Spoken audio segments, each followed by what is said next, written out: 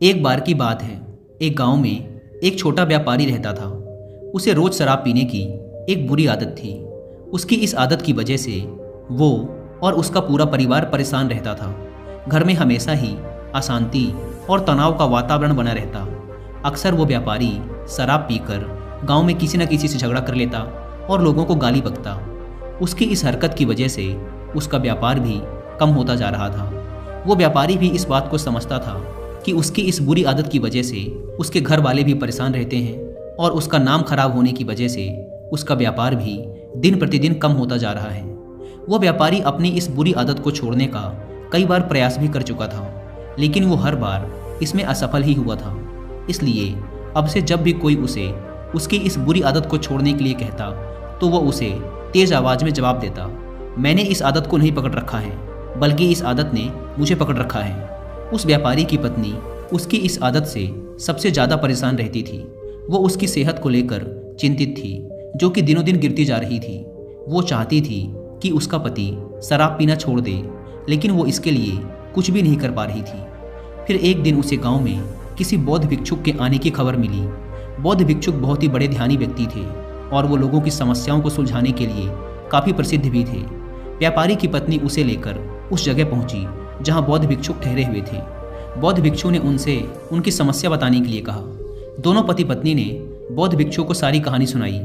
बौद्ध भिक्षु ने ध्यान से उनकी समस्या को सुना और कहा, तुम दोनों अभी जाओ और कल सुबह फिर आना। दूसरे दिन सुबह वो पति पत्नी उस जगह पर फिर पहुंच गए जहां बौद्ध भिक्षु ठहरे हुए थे। उन दोनों ने देखा कि बौद्ध भिक्षु एक बड़े से पेड़ को पकड़कर खड़े हुए हैं। व्यापारी ने कहा, महाराज आप ये क्या कर रहे हैं? आपने इस पेड़ को क्यों पकड़ रखा है? भिक्षु ने कहा, अभी तुम दोनों जाओ और कल सुबह फिर आना, मैं तुम्हें तुम्हारी समस्या का समाधान बता दूंगा। अगली सुबह जब वो दोनों फिर बौद्ध भिक्षु के पास आए तो उन्होंने देखा कि बौद्ध भिक्षु फिर से उसी पेड़ को पकड़कर खड़े हुए हैं। उन दोनों ने बौद्ध भिक्षु से अपनी समस्या का कारण जानना चाहा, लेकिन बौद्ध भिक्षु ने उन्हें फिर से कल आने के लिए कहा। ये प्रक्रिया अगले एक हफ्ते तक चलती रही।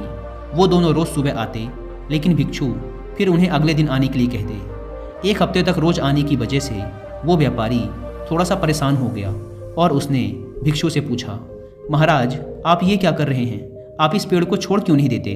बौद्ध भिक्षु ने कहा, मैं क्या करूं, मैं परेशान हूं। मैं तो इस पेड़ को छोड़ना चाहता हूं, लेकिन ये पेड़ मुझे नहीं छोड़ता, इसने ही मुझे पकड़ रखा है।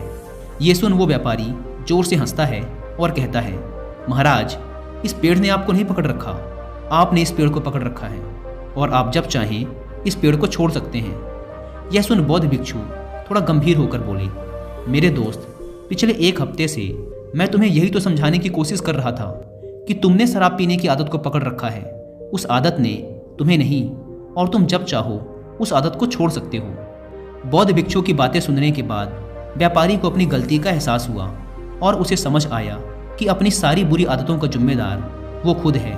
वही है जिसने उन आदतों को अपने अंदर पकड़ रखा है और अपनी मजबूत इच्छा शक्ति के दम पर वो जब चाहे इन आदतों से छुटकारा पा सकता है।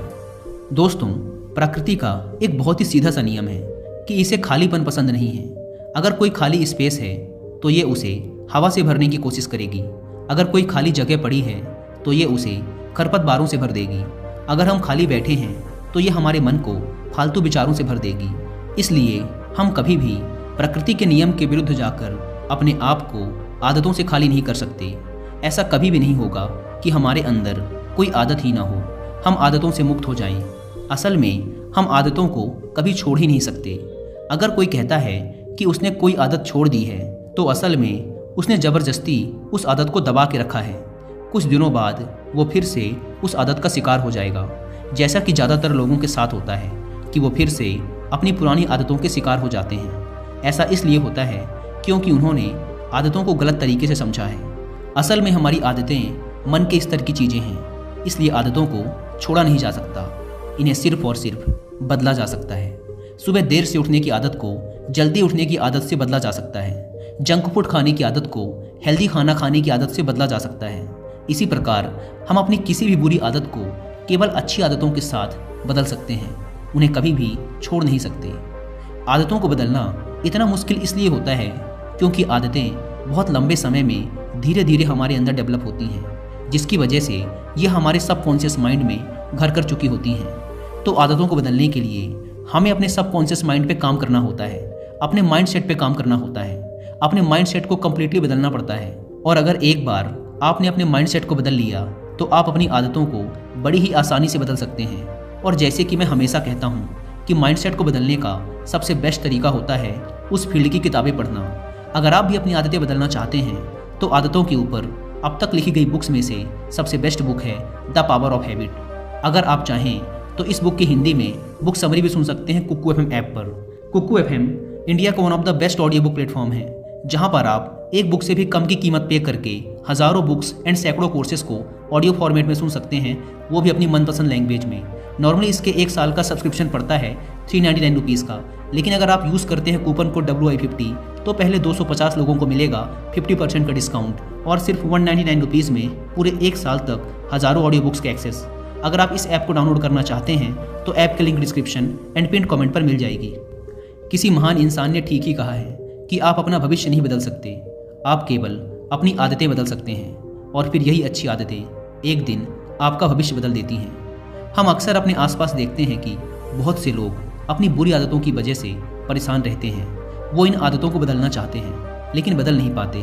अब ये बुरी आदतें कोई सी भी हो सकती हैं, जैसे कि बात बात पे झूठ बोलना, हमेशा देर से पहुंचना, समय बर्बाद करना, धूम्रपान करना और यहाँ तक कि मास्टरबेशन।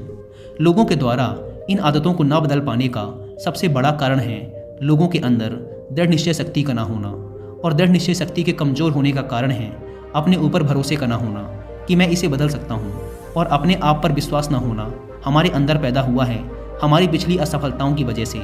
जितनी बार इंसान असफल होता है उसका आत्मविश्वास उतना ही कमज़ोर होता चला जाता है, क्योंकि ये इंसानी मानसिकता है कि हम अपनी हार को अपनी कमजोरी के रूप में स्वीकार कर लेते हैं। ज़्यादातर मौक़ों में हम ये मान लेते हैं कि हम ही उस चीज़ के काबिल नहीं थे।